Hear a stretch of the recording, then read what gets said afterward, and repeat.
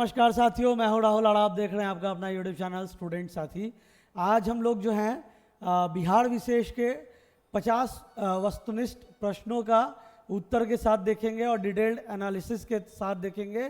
और जो भी क्वेश्चंस हैं वो बिहार के जितने भी कॉम्पिटिटिव एग्जामिनेशंस होते हैं लाइक बिहार एसएससी या बिहार एसआई या बिहार दरोगा जिसे हम लोग कहते हैं, उन सभी परीक्षाओं के लिए काफ़ी ज़्यादा महत्वपूर्ण है, काफ़ी ज़्यादा उपयोगी हो। तो आज हम लोग कुल 50 क्वेश्चंस देखेंगे, ठीक है ना। उसके बाद भाग 2 हम लोग लाएंगे, भाग 3 लाएंगे और क्वेश्चंस का जो लेवल है उसी हिसाब से बढ़ता जाएगा। तो आज जो है हम लोग इजी टू मॉडरेट लेवल के क्वेश्चंस देखेंगे बिहार जीके से रिलेटेड, जो एग्जामिनेशंस में पूछ चुके गए हैं या जो आने वाले हैं, most probable questions from Bihar GK. ठीक है, तो बिना देर किए शुरू करते हैं।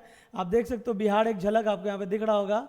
पटना के गोलघर का निर्माण किसने कराया था, सबसे पहला क्वेश्चन आ रहा है यहाँ पे, ठीक है ना। साथ साथ आप लोग भी अपना इम्प्रोवाइज करते चलोगे या साथ साथ आप लोग भी अपना प्रैक्टिस करते चलोगे, ठीक है। पटना के गोलघर का निर्माण किसने कराया था? तो पटना के गोलघर का निर्माण जनी गंगस्टिन ने कराया था। ऑप्शन था जनी गंगस्टिन, विलियम टेलर, सी बेखम और डी विलियम फ्रैंक।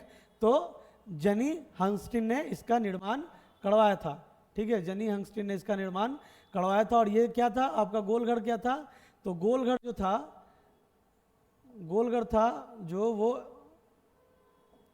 गोलघर जो था वो was a kind of a storage, जहाँ पे हम लोग अनाज इकट्ठा करते थे। तो गोलघर इसीलिए बेसिकली बनाया गया था और ये आपको पटना के गांधी मैदान में देखने को मिल सकता है।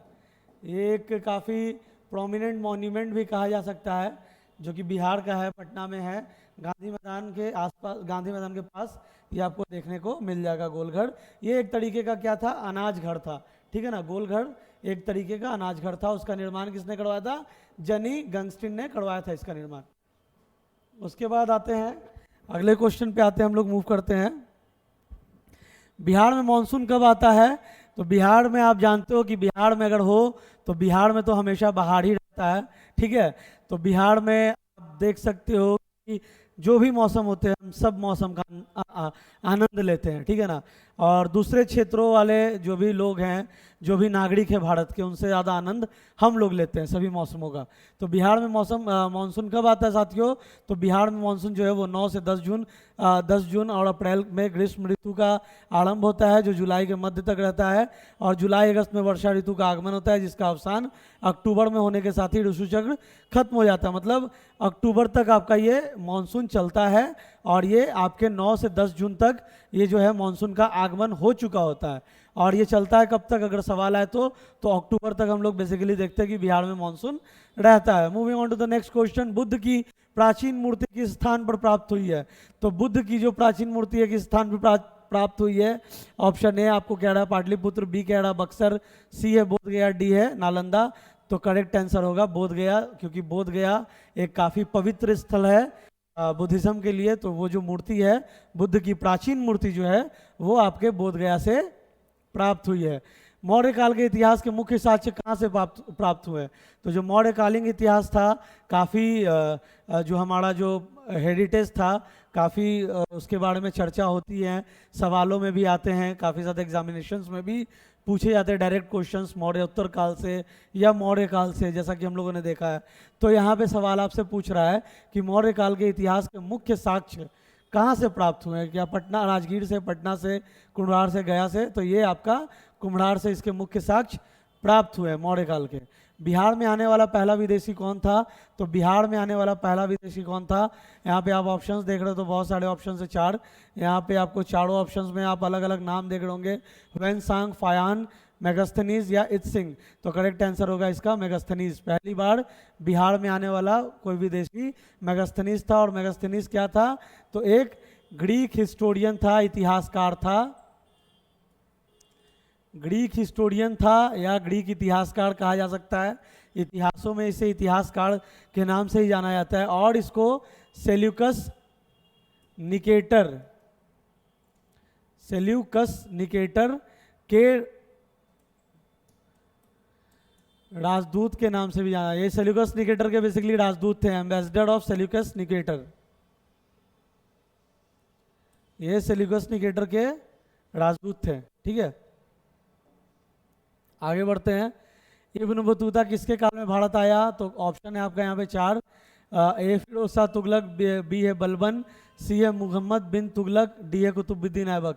तो इसका करेक्ट आंसर होगा मोहम्मद बिन तुगलक के कार्यकाल के दौरान इब्न बतूता भारत आया था। इब्न बतूता भारत आया और उस समय मोहम्मद बिन तुगलक जो है जिनका काल जो था उसके दौरान जो है इब्न बतूता भारत आया था। तो इब्न बतूता कौन था? तो एक वो भी विदेशी सैलानी ही था और वो मोहम्मद बिन तुगलक के कार्यकाल के दौरान भारत आया था। आगे बढ़ते हैं। किस मुगल शासक ने बिहार को सर्वप्रथम अपने राज्य में मिलाया था? तो इसका करेक्ट आंसर होगा अकबर। अकबर ने जो है पहली बार बिहार को जो है अपने कंप्लीट राज्य में मिलाया था। आते हैं आगे क्वेश्चन में। बिरसा मुंडा के नेतृत्व में कौन सा विद्रोह हुआ था? तो कोल विद्रोह, भूमिज विद्रोह, संथाल विद्रोह, मुंडा विद्रोह। बीपीएससी मेंस में जो एक आपका जीएस पेपर 1 में जो एक टॉपिक है हिस्ट्री आर्ट एंड कल्चर का, उसमें जो भी विद्रोह हैं, जो जनजातीय विद्रोह हैं, उससे काफ़ी सारे क्वेश्चंस आते हैं जो हम लोगों ने अपने बीपीएससी के क्रैकर कोर्स में भी देखा है। मेंस क्रैकर कोर्स में भी जो हम लोग जिन साथियों ने इनरोल कर रखा होगा तो उन्हें भी पता होगा कि हम लोगों ने जो है बिरसा विद्रोह के बारे में, संथाल विद्रोह के बारे में हम लोगों ने पढ़ाई की थी, जो जनजातीय विद्रोह था, काइंड ऑफ जनजातीय विद्रोह। तो इसी तरीके के क्वेश्चंस और हमारा भी जो है सेशंस हम लोग लगातार आपके साथ शेयर कर रहे हैं, जिसमें हम लोग full length test series, subject wise test series, current affairs के सेशंस हम लोग आपके साथ ला रहे हैं। और पटना में हमारा ऑफलाइन सेंटर है, वहाँ पे भी, और साथ ही साथ हम लोग ऑनलाइन में भी अपने साथियों को जो टेस्ट सीरीज है वो प्रोवाइड कर रहे हैं। पटना में ऑफलाइन सेंटर कहाँ पे है?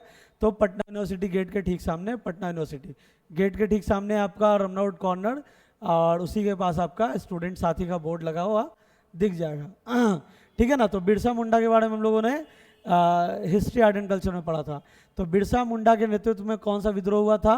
तो मुंडा विद्रोह जो था वॉज अ काइंड ऑफ जनजातीय विद्रोह, जिसने जो आज़ादी की हमारी लड़ाई थी उसमें एक एक्सेलरेशन का काम दिया, उसको एक नींव रखने का काम दिया, जो भी हमारा फ्रीडम स्ट्रगल चल रहा था। ठीक है ना। तो आप यहाँ पे पढ़ सकते हो कि बिरसा मुंडा के नेतृत्व में 19वीं सदी के आखिरी दशक में, मतलब 19th सेंचुरी के आखिरी जो 10 साल थे उसमें जो है मुंडा विद्रोह किया गया था। और मुंडा विद्रोह 19वीं सदी के सर्वाधिक महत्वपूर्ण जनजातीय आंदोलनों में से एक है। ठीक है ना। मतलब जो भी शेड्यूल्ड ट्राइब्स का जो भी आंदोलन था, जनजातीय आंदोलन था, उसमें से काफ़ी ज़्यादा महत्वपूर्ण है। बाबू कुंवर सिंह की जन्मस्थली कहाँ है? तो बाबू कुंवर सिंह के बारे में भी हम लोगों ने देखा था अपने आर्ट एंड कल्चर वाले कोर्स में, जो व्यक्ति विशेष से जो क्वेश्चंस आते हैं। तो बाबू कुंवर सिंह की जन्मस्थली कहाँ है? नालंदा, गया, जगदीशपुर, मुजफ्फरपुर। तो जगदीशपुर, भोजपुर में ये पड़ता है जगदीशपुर, वहाँ बाबू कुंवर सिंह की जन्मस्थली है जगदीशपुर। और इन्हीं के नाम से जो है बाबू वीर कुंवर सिंह के नाम से ही जो है आड़ा में ही एक यूनिवर्सिटी भी है, VKSU के नाम से। जो छात्र हैं वो तो जानते ही होंगे इस यूनिवर्सिटी के बारे में, वीर कुंवर सिंह यूनिवर्सिटी। तो ये भी इन्हीं के नाम पे है, वीर कुंवर सिंह यूनिवर्सिटी जो है वो भी इन्हीं के नाम पे है। ठीक है। आगे बढ़ते हैं। तो ये जगदीशपुर में इनका जन्मस्थली है। जगदीशपुर कहाँ है? तो भोजपुर जिले में है। आगे बढ़ते हैं हम लोग।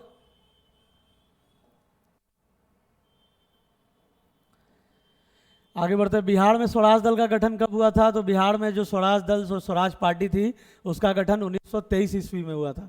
ठीक है ना। एक एक क्वेश्चन को हम लोग थॉरोली देखेंगे और अच्छे से देखेंगे, टाइम देके देखेंगे, क्वेश्चंस को भी पढ़ेंगे। ठीक है ना। क्वेश्चंस को बहुत ज़्यादा साथियों का ये गलती हो जाती है परीक्षाओं में कि क्वेश्चंस को सही से पढ़ते नहीं, आंसर करके चले आते हैं, जबकि उसको उस सवाल का प्रॉपर जवाब मालूम होता है। तो हम लोग पहले क्वेश्चंस को अच्छे से पढ़ेंगे। बिहार में सर्वाधिक समय के लिए राष्ट्रपति शासन कब लगा था? तो बिहार में सर्वाधिक समय के लिए जो है राष्ट्रपति शासन कब लगा था? तो राष्ट्रपति शासन जो है बिहार में सर्वाधिक समय के लिए 2005 के दौरान लगा था। करेक्ट आंसर हो जाएगा सी। उस टाइम क्या हुआ था कि त्रिशंकु विधानसभा हो गई थी, मतलब किसी को भी मैंडेट नहीं आया था, कोई भी पार्टी को या फिर भी किसी भी गठबंधन को मैंडेट नहीं आया था। बिहार में कुल विधानसभा की सीटें 243, आपको मैंडेट लाने के लिए 122 एटलीस्ट आपको लाना होगा। 122 अगर आप लाते हैं तभी आप सत्ता पे आप काबिज हो सकते हैं। तो उस दौरान क्या हुआ था? 2005 के दौरान क्या हुआ था कि किसी भी, ना ही कोई सिंगल पार्टी, ना ही कोई गठबंधन, ठीक है ना, ना ही कोई सिंगल पार्टी, ना ही कोई गठबंधन के दौरान जो है उसको जो है बहुमत आया था। ठीक है ना। तो किसी को बहुमत नहीं आया तो त्रिशंकु विधानसभा हो गया। तो राष्ट्रपति शासन उस दौरान लगा था, और ये हुआ था 2005 के दौरान। उस टाइम बिहार के राज्यपाल कौन थे? क्वेश्चन ये भी आ सकता है, काफ़ी इंपॉर्टेंट। उस समय बिहार के राज्यपाल जो थे वो बूटा सिंह थे, ठीक है। बूटा सिंह जो थे बिहार के राज्यपाल थे, क्योंकि जब भी राष्ट्रपति शासन लगता है तो पूरी एडमिनिस्ट्रेटिव पावर जो है वो राज्यपाल के हाथों होती है। तो उस समय बिहार के प्रशासक या आप कह लो एडमिनिस्ट्रेटर कौन थे? तो बूटा सिंह थे। आगे बढ़ते हैं, ठीक है। बिहार में और कितने दिनों के लिए लगी थी? तो 7 मार्च 2005 से लेके 24 नवंबर 2005 तक, मतलब कुल 8 महीने तक राष्ट्रपति शासन लगी थी। सबसे लॉन्ग टर्म के लिए 7 मार्च 2005 से लेके 24 नवंबर 2005 तक। किस रिपोर्ट ने बिहार में जिला प्रशासन से नगर निगम को अलग करने की सिफारिश की?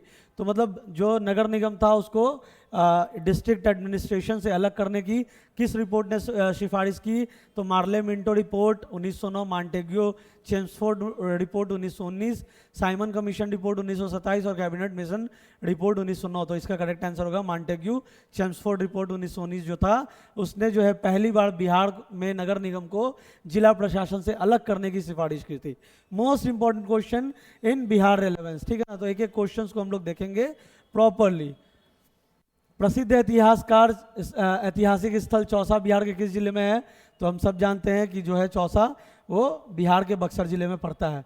वो काफ़ी ऐतिहासिक स्थल है, मतलब हिस्टोरिकल एस्पेक्ट से Chausa played a very important role. तो वो कहाँ पड़ता है आपके? तो आपके बक्सर में पड़ता है, बक्सर जिले में पड़ता है। बिहार के किस जलप्रपात को खदार को जलप्रपात भी कहा जाता है?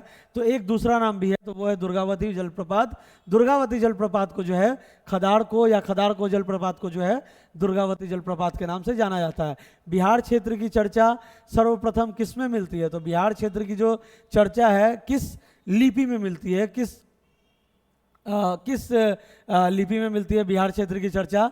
और सबसे पहले मिली है तो वो था आपका शतपथ ब्राह्मण में मिलता है। शतपथ ब्राह्मण जो है इस लिपि में जो है बिहार की चर्चा पहली बार हुई है, ठीक है। उसके बाद आगे बढ़ते हम लोग। बिहार के किस जिले में फायर क्ले आग मिट्टी पाई जाती है? तो आग मिट्टी जो बेसिकली है उस मिट्टी का प्रयोग जो है बर्तन बनाने में होता है साथियों, ठीक है ना। जो भी आग मिट्टी जिसको हम लोग बोलते हैं फायर क्ले मिट्टी, उसका वो जो है सबसे ज़्यादा जो है मुंगेर में पाया जाता है, और उसका मुख्य उपयोग किस में होता है? तो बर्तन बनाने में होता है, ठीक है। आगे बढ़ते हैं। शेरशाह के मकबरे का निर्माण किसने कराया था? तो शेरशाह के मकबरे का निर्माण जो है शेरशाह और उसके बेटे इस्लाम शाह ने किया था, ठीक है। आगे बढ़ते हम लोग। बिहार में 1951 में कितने पंजीकृत कुटीर और लघु उद्योग थे? मतलब कितने registered mini and micro and small enterprises थे? 1951 में कितने एमएसएमई बिजनेसेस थे? एमएसएमई आजकल हम लोग खूब सुन रहे हैं, माइक्रो स्मॉल मीडियम इंटरप्राइजेस, ठीक है ना। Micro small medium enterprises, MSME stands for micro small medium enterprises. तो कितने पंजीकृत कुटीर और लघु उद्योग थे, मतलब माइक्रो इंटरप्राइजेस थे? तो इसका करेक्ट आंसर हो जाएगा 2231 कुल रजिस्टर्ड थे उस टाइम पे, ठीक है। आगे बढ़ते हैं। बिहार में सबसे ज़्यादा उगाई जाने वाली फसल कौन सी है? तो सबसे ज़्यादा धान जो है बिहार में उगाई जाती है। बिहार में सर्वाधिक कृषि योग्य भूमि कहाँ है? तो बक्सर में जो है बिहार में सर्वाधिक कृषि योग्य भूमि, वहाँ का जो सॉइल है, वहाँ की जो मिट्टी है काफ़ी ज़्यादा फर्टाइल है। डेट्स वाई बक्सर जो है सर्वाधिक कृषि योग्य भूमि है। तो मिट्टी अगर उपजाऊ होगा, अगर फर्टाइल होगा, तो ऑटोमेटिकली जो है वहाँ की जो है भूमि जो है कृषि योग्य होगी, ठीक है ना। तो बक्सर होगा उसका करेक्ट आंसर। किसके उत्पादन में बिहार का भारत में प्रथम स्थान है? तो रागी के उत्पादन में बिहार का भारत में प्रथम स्थान है। धान उत्पादन में बिहार का भारत में कौन सा स्थान है? तो ये 6ठा स्थान है बिहार का भारत में, ठीक है। और 6ठा स्थान है, और फर्स्ट पोजीशन पे कौन है? तो पश्चिम बंगाल है। आगे बढ़ते, बिहार में खरीफ फसल कब काटी जाती है? तो ये अक्टूबर नवंबर के महीने के दौरान ये खरीफ फसल काटी जाती है। बिहार में सबसे ज़्यादा कौन सा दुधारू पशु पाला जाता है? तो भैंस, ऑफ कोर्स, ठीक है। मगध साम्राज्य में कलिंग का सर्वप्रथम विलय किस शासक ने किया? बहुत इंपॉर्टेंट क्वेश्चन है, और ये एग्जामिनेशन में काफ़ी बार पूछ भी चुका है कि मगध साम्राज्य में कलिंग का सर्वप्रथम विलय किस शासक ने किया? अशोक ने किया, महापद्मानंद ने किया, चंद्रगुप्त ने किया, या बिंबिसार ने किया? तो करेक्ट आंसर होगा इसका महापद्मानंद ने किया मगध साम्राज्य में कलिंग का सर्वप्रथम विलय, ठीक है। बिहार के किशनगंज जिले के उत्तर पूर्वी हिस्सों के हिमालयी निचले इलाके के दलदल भागों में किस तरह का जंगल पाया जाता है? तो शुष्क ये नम और मृत वन इसका करेक्ट आंसर होगा। तो बिहार के किशनगंज जिले में क्या है, तो उत्तर पूर्वी हिस्सों के जो है हिमालयी और निचले इलाके में जो है दलदल भाग है, ठीक है ना, दलदल भाग है, तो वहाँ पे किस तरह का जंगल पाया जाता है, तो नम और मृत वन वहाँ पाए जाते हैं। बिहार में सर्वाधिक अनुसूचित जातियों की संख्या किस जिले में है, अनुसूचित जाति पूछ रहा है, यानी कि शेड्यूल्ड कास्ट, ठीक है, शेड्यूल्ड कास्ट, ठीक है, शेड्यूल्ड कास्ट के बारे में जानकारी यहाँ पे क्वेश्चन पूछ रहा है कि बिहार में सर्वाधिक अनुसूचित जातियों की संख्या किस जिले में, तो वो बिहार के गया जिले में सर्वाधिक अनुसूचित जातियों की संख्या है। आगे बढ़ते हैं हम लोग, बिहार में अनुसूचित जनजातियों की संख्या, बिहार में क्वेश्चन पूछ रहा है कि अनुसूचित जनजातियों की संख्या मतलब शेड्यूल्ड ट्राइब, ठीक है, जनजाति मतलब शेड्यूल्ड ट्राइब्स, एसटी, ठीक है, सबसे ज्यादा किस जिले में है, तो वो कटिहार जिले में है, ठीक है ना, Katihar will be the correct answer. और शेड्यूल्ड कास्ट अगर आएगा एग्जाम में तो गया will be the correct answer, ठीक है। आगे बढ़ते हैं, वैशाली के बारे में कौन सा कथन सत्य नहीं है, क्या कौन सा स्टेटमेंट सही नहीं है, क्वेश्चन को सही से पढ़ेंगे हम लोग कि which of the following is not true about Vaishali, ठीक है ना, वैशाली के बारे में कौन सा कथन सही नहीं है, तो क्या वो विश्व का पहला गणतंत्र था, क्या महावीर का जन्म यहाँ हुआ था, क्या बुद्ध ने यहाँ पे ज्ञान प्राप्त किया था, कि क्या बुद्ध धर्म की दूसरी संगति यहाँ हुई थी। तो जो ये वाला स्टेटमेंट है साथियों, ये जो स्टेटमेंट है बुद्ध ने यहाँ ज्ञान प्राप्त किया था, ये गलत है वैशाली के बारे में। बाकी सभी जो है वैशाली के बारे में सही है। हाँ भाई, वैशाली विश्व का पहला गणतंत्र था, वैशाली में ही महावीर का जन्म हुआ था और बुद्ध की धर्म की दूसरी संगति जो है वो वैशाली में हुई थी, लेकिन बुद्ध ने यहाँ पे ज्ञान नहीं प्राप्त किया था। बुद्ध ने कहाँ ज्ञान प्राप्त किया था, तो बोध गया में बोधि वृक्ष के नीचे, ठीक है, बोध गया में बोधि वृक्ष के नीचे, बोध गया में बोधि वृक्ष के नीचे बुद्ध ने ज्ञान प्राप्त किया था, ठीक है। आगे बढ़ते, बिहार में अरण्या देवी का मंदिर कहाँ है, तो अरण्या देवी मंदिर को मतलब वहाँ पे जो जहाँ अरण्या देवी का मंदिर है आड़ा में, वहाँ आम बोलचाल की भाषा में उनको आयरन देवी मंदिर भी कहा जाता है, तो करेक्ट आंसर हो जाएगा आड़ा, ठीक है। उसके बाद आते हैं हम लोग, बिहार में सर्वप्रथम किस विश्वविद्यालय की स्थापना हुई, तो बिहार में सबसे पहले किस विश्वविद्यालय की स्थापना हुई, ऑप्शन है मगध विश्वविद्यालय, बी है पटना विश्वविद्यालय, सी है भागलपुर विश्वविद्यालय, या डी है रांची विश्वविद्यालय, तो करेक्ट आंसर होगा पटना विश्वविद्यालय। इसको ईस्ट का ऑक्सफोर्ड भी कहा जाता था, ठीक है ना, क्योंकि गंगा नदी के किनारे थी, गंगा नदी के किनारे बसा हुआ है पूरा कंप्लीट कैंपस हमारा पटना यूनिवर्सिटी का, हॉस्टल कह लो या कंप्लीट कैंपस कह लो, इसीलिए इसको ईस्ट का ऑक्सफोर्ड भी कहा जाता था। तो पटना विश्वविद्यालय जो है बिहार का सबसे पुराना विश्वविद्यालय है और इसकी स्थापना जो है 1 अक्टूबर 1917 को हुई थी, ठीक है, 1 अक्टूबर 1917 को हुई थी। बिहार में पहला विज्ञान संग्रहालय कब स्थापित हुआ था, तो बिहार में पहला विज्ञान संग्रहालय कहाँ स्थापित हुआ था, कब स्थापित हुआ था, तो 1918 में स्थापित हुआ था, ठीक है, 1918 में पहला विज्ञान संग्रहालय कहाँ हुआ था, तो पटना में हुआ था, जो पटना साइंस सेंटर है अभी, पटना साइंस सेंटर ये पहला है आपका बिहार का। पटना साइंस सेंटर कहाँ है, गांधी मैदान में, पटना के गांधी मैदान में पटना साइंस सेंटर है और इसका जो स्थापना कब हुआ था, 1918 में हुआ था, बिहार में पहली बार, ठीक है। आगे बढ़ते हैं साथियों, जिला प्राथमिक शिक्षा परियोजना बिहार में कब शुरू हुई, काफ़ी इंपॉर्टेंट है कि जिला प्राथमिक शिक्षा परियोजना जो है वो 1997 में बिहार में लागू हो गई थी और शुरू हुई थी, ठीक है। उसके बाद आते हैं बिहार में शिवानंद मंडल लॉ कॉलेज कहाँ है, तो ये आपके मधेपुरा में है शिवानंद मंडल लॉ कॉलेज। बिहार में पहला दूरदर्शन केंद्र कब स्थापित हुआ, तो ये सन 1978 में स्थापित हुआ था, बिहार में पहला दूरदर्शन केंद्र सन 1978 में स्थापित हुआ था।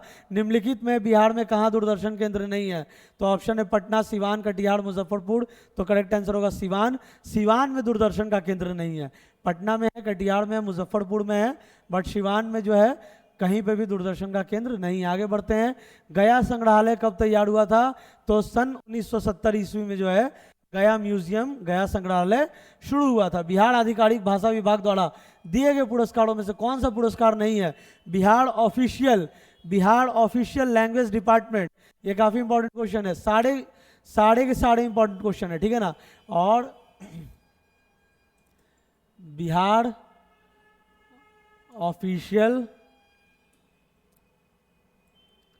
लैंग्वेज डिपार्टमेंट, ठीक है, क्वेश्चन क्या पूछ रहा है पहले हम लोग पढ़ेंगे कि बिहार ऑफिशियल लैंग्वेज डिपार्टमेंट द्वारा दिए गए पुरस्कारों में से कौन सा पुरस्कार नहीं है, मतलब इनमें से कौन सा पुरस्कार जो है जो बिहार ऑफिशियल लैंग्वेज डिपार्टमेंट द्वारा नहीं दिया जाता है। तो ऑप्शन है काशी प्रसाद जायसवाल पुरस्कार, बी है राजा राधिकामन प्रसाद सिंह पुरस्कार, सी है रामवृक्ष बेनीपुरी पुरस्कार, या डी है महात्मा गांधी सम्मान। तो महात्मा गांधी सम्मान जो है वो नहीं दिया जाता है बिहार आधिकारिक भाषा विभाग द्वारा, ठीक है। महात्मा गांधी सम्मान will be the correct answer. Complete जो हम लोग देख रहे हैं पीडीएफ, इसका आपको हमारे टेलीग्राम चैनल, जिसका लिंक हम लोगों ने ऑलरेडी डिस्क्रिप्शन में दे रखा है, वहां से आप जाके इसको कंप्लीट पीडीएफ को डाउनलोड कर सकते हो, कंप्लीट पीडीएफ को आराम से वहां से पढ़ भी सकते हो, ठीक है ना, ताकि आपका क्विक रिवीजन हो जाए, क्विक गो थ्रू हो जाए, ठीक है ना। आइए आगे बढ़ते हैं। बिहार आधिकारिक भाषा विभाग द्वारा मंडन मिश्र पुरस्कार किस क्षेत्र में दिया जाता है? तो मंडन मिश्र पुरस्कार, ये भी देखिए इसी से मिलता जुलता क्वेश्चन है।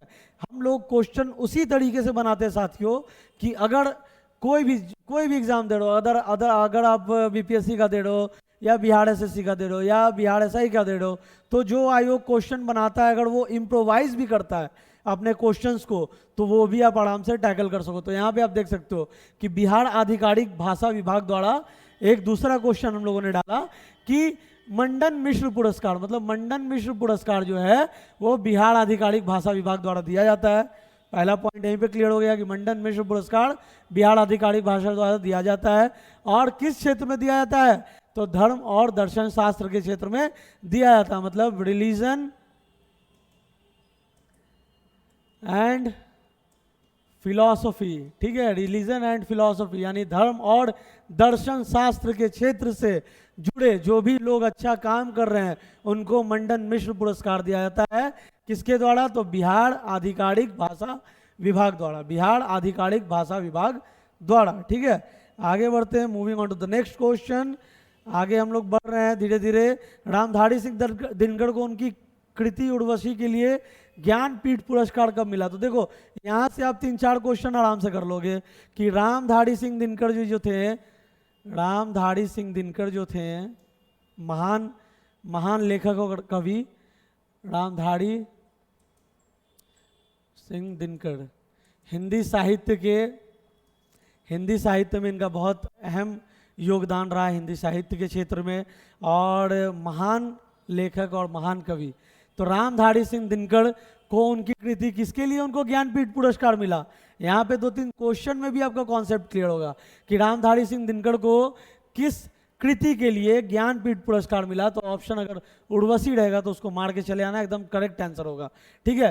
तो अब क्वेश्चन पूछ रहा है कब मिला, मतलब 3-4 चीज यहाँ पे आपका क्लियर हो गया कि रामधारी सिंह दिनकर को ज्ञानपीठ पुरस्कार मिला, किस कृति के लिए मिला? तो उर्वशी के लिए मिला।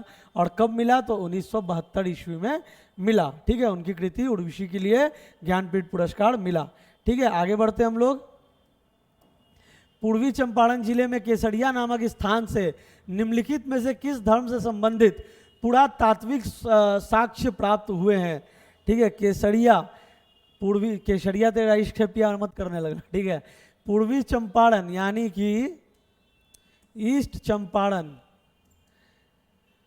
पूर्वी चंपारण यानी कि ईस्ट चंपारण के केसरिया नामक स्थल से, केसरिया एक वहाँ का बहुत फेमस लोकेशन है, काफ़ी फेमस लोकेशन है पूर्वी चंपारण का। तो किस धर्म से संबंधित पुरातात्विक साक्ष्य मिले हैं? ठीक है ना, पुरातात्विक साक्ष्य मिले मतलब काफ़ी ज़्यादा पौराणिक साक्ष्य मिले हैं, खुदाई के दौरान प्राप्त हुए होंगे। तो किस धर्म के भाई? तो जैन धर्म है, बौद्ध धर्म है, पाशुपत धर्म है, या उपयुक्त सभी है। तो पूर्वी चंपारण जिले के केसरिया नामक स्थल से बौद्ध धर्म के जो है पुरातात्विक साक्ष्य मिले हैं। बौद्ध धर्म जो होगा इसका करेक्ट आंसर होगा बौद्ध धर्म के पुरातात्विक मतलब कि पौराणिक साक्ष्य मिले हैं पूर्वी चंपारण के केसरिया जिले से। तो बौद्ध धर्म, ठीक है। कभी कभी तो बहुत लोग अगर बौद्ध से रिलेटेड ऑप्शंस भी रहता है क्वेश्चन में तो बौद्ध पे ही तुक्का मार के चले आते हैं कि नहीं बौद्ध ही सही होगा ऑप्शन में अगर बौद्ध दिख जाता है, अगर रिलेवेंस है उस क्वेश्चन का बौद्ध से या बौद्ध रिलीजन से तो बहुत लोग ये करते हैं, ठीक है। आगे बढ़ते हैं हम लोग। किस पंचवर्षीय योजना के लिए फूड फॉर वर्क लॉन्च की गई थी? किस पंचवर्षीय योजना के लिए? तो 5वीं पंचवर्षीय योजना के लिए जो है फूड फॉर वर्क लॉन्च की गई थी, ठीक है। आगे बढ़ते हैं हम लोग फटाफट। राष्ट्रीय स्वास्थ्य नीति के अनुसार बिहार की ग्रामीण आबादी को स्वास्थ्य सेवाएं प्रदान करने के लिए स्वास्थ्य केंद्रों के कितने स्तर स्थापित किए गए, मतलब कितने लेयर ऑफ स्वास्थ्य केंद्र स्थापित किए गए हैं बिहार के रूरल पॉपुलेशन को, बिहार के रूरल ग्रामीण आबादी को सेवाएं प्रदान करने के लिए कितने स्वास्थ्य सेवाएं प्रदान करने के लिए कितने के लिए स्वास्थ्य केंद्रों के कितने स्तर स्थापित किए, मतलब कितने लेवल ऑफ स्वास्थ्य केंद्र स्थापित किए। तो तीसरी पंक्ति इसका करेक्ट आंसर होगा। तीसरी पंक्ति मतलब 3 लेयर, ठीक है। तीसरी पंक्ति राष्ट्रीय स्वास्थ्य नीति के दौरान के अनुसार बिहार की ग्रामीण आबादी को स्वास्थ्य सेवाएं प्रदान करने के लिए स्वास्थ्य केंद्रों के 3 स्तर स्थापित किए गए हैं, ठीक है। तो 3 लेयर्स होगा इसका करेक्ट आंसर। इसमें से किसका संबंध चंपारण सत्याग्रह से नहीं है? तो भाई जयप्रकाश नारायण, राजेंद्र प्रसाद, अनुग्रह नारायण सिंह या ब्रजकिशोर प्रसाद। तो राजेंद्र प्रसाद जी का जो है संबंध चंपारण सत्याग्रह से नहीं था। राजेंद्र प्रसाद जो बाद में जाके भारत के पहले राष्ट्रपति भी बने, ठीक है, डॉक्टर राजेंद्र प्रसाद। बिहार की स्वास्थ्य नीति के अनुसार प्रत्येक जिले में सदर अस्पताल के लिए आवश्यक न्यूनतम रक्त बैंक क्या है? काफ़ी इंपॉर्टेंट है कि जो भी सदर हॉस्पिटल है वहाँ पे कितना मिनिमम रिक्वायरमेंट कितना ब्लड बैंक का, ठीक है ना। क्वेश्चन को ऐसे ही समझेंगे कि प्रत्येक जिले में जो भी सदर हॉस्पिटल्स है तो उसमें मिनिमम रिक्वायरमेंट कितने हैं ब्लड बैंक के, तो एटलीस्ट 1 ब्लड बैंक होना चाहिए सदर हॉस्पिटल में। इसका करेक्ट आंसर होगा 1। बिहार की स्वास्थ्य नीति के अनुसार जो हम लोगों ने स्वास्थ्य नीति के बारे में ऊपर पढ़ा उसके अनुसार प्रत्येक जिले में सदर अस्पताल के लिए 1 आवश्यक न्यूनतम रक्त बैंक होना चाहिए। बिहार से सर्वप्रथम अशोक किसने जीता, किसे दिया गया, किसे मिला, ठीक है ना। बिहार से सर्वप्रथम अशोक चक्र किन्हें मिला? तो बिहार से सर्वप्रथम अशोक चक्र जो है रणधीर वर्मा जी को मिला। 1897 में बिहार के किस फील्ड के साथ फुटबॉल शुरू हुआ? तो इंग्लिश फील्ड के साथ जो है 1897 में बिहार का पहला फुटबॉल जो है शुरू हुआ था। पटना में आयोजित एशियाई स्कूल स्तरीय फुटबॉल टूर्नामेंट किस वर्ष में था? तो इसका करेक्ट आंसर हो जाएगा 1997 में एशियाई स्कूल स्तरीय फुटबॉल टूर्नामेंट आयोजित किया गया था।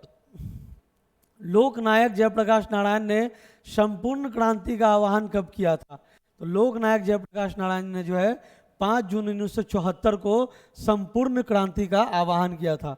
5 जून 1974 को संपूर्ण क्रांति का आह्वान किया था। बिहार में सर्वाधिक साक्षरता किस धर्म की है? बिहार में सर्वाधिक साक्षरता किस धर्म की है? मतलब most literate religion in Bihar. Most literate religion in Bihar क्या है? ऑप्शन हिंदू, जैन, बौद्ध, ईसाई। तो करेक्ट आंसर होगा जैनिज्म।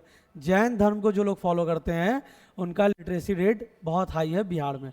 तो साथियों ये था 50 क्वेश्चंस का धकाधक धुआंधार जो कह लो फटाफट सीरीज था।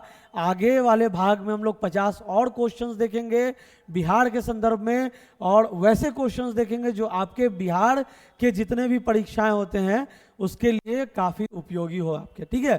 तो ये था हमारा कंप्लीट सेशन। आशा करते हैं आपको पसंद आया हो, ठीक है ना। तो पसंद आया हो तो हमारे इस पूरे जो सीरीज़ है उसके साथ जुड़िए और अपना प्यार ऐसे ही बनाए रखिए। तो thanks for watching this entire video साथियों and all the very best for watching this all the